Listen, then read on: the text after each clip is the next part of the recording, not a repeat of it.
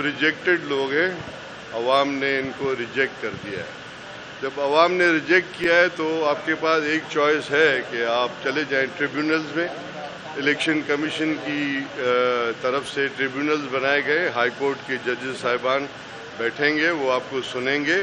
اگر آپ کے پاس ڈاکیومنٹڈ پروف ہے کسی کے خلاف تو ایکشن ضرور ہوگا۔ باقی پروونشل اسمبلی آف سندھ جس نے پاکستان بنایا ہے اس کو آپ ڈی گریڈ کرنے اگر آ رہے ہیں تو وہ آپ کی غلط فہمی ہے کہ آپ اسمبلی کو ڈی گریڈ کریں گے۔ پورا سندھ ہمارے ساتھ ہے، ہم نے پورے سندھ میں سویپ کیا ہے، پورا سندھ پروٹیکٹ کرے گی سندھ اسمبلی کو۔ ہمیں کسی سے ڈر نہیں لگتا ہے کیونکہ یہ سب ریجیکٹڈ لوگ ہیں۔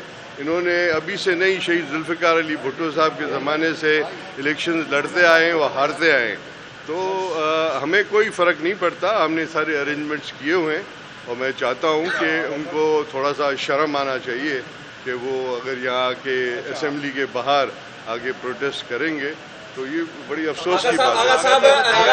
بلاول صاحب نے تیسری مرتبہ مراد علی شاہ کو نامزد کر دیا، کیبنٹ میں آپ کچھ نئے چہرے دیکھ رہے ہیں یا نہیں، کیا کہیں گے؟ کیبنٹ بنے گی تو ہم دیکھیں گے نا۔ کیبنٹ جب بن جائے گی تو آپ کو سب نظر آئے گا۔ مراد علی شاہ ہیٹرک کر رہے ہیں، کیا وجہ ہے آپ ہیٹرک نہیں کرتی؟ کامیاں ہیں جس کی وجہ سے بلاول نہیں، یہ دیکھیں پارٹی کی انٹرنل پالیسیز ہوتی ہیں۔ ہمارے یہاں ایک پارلیمنٹیرین سسٹم ہے، ٹھیک ہے نا، ہم اس سسٹم میں چل رہے ہیں۔ ہم کوئی یہ روڈ والی پارٹی نہیں ہے کہ بس جو مرضی ہے اس کو بٹھا دو، نہیں۔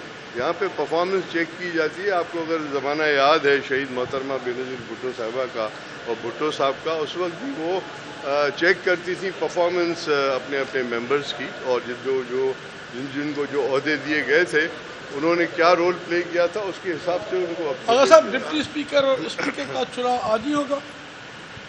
آج ہم اوتھ سیریمنی کریں گے، اوتھ سیریمنی کے بعد پھر اسپیکر اینڈ ڈپٹی اسپیکر کی نامینیشن فائل ہوگی اور کل ان کا الیکشن ہوگا۔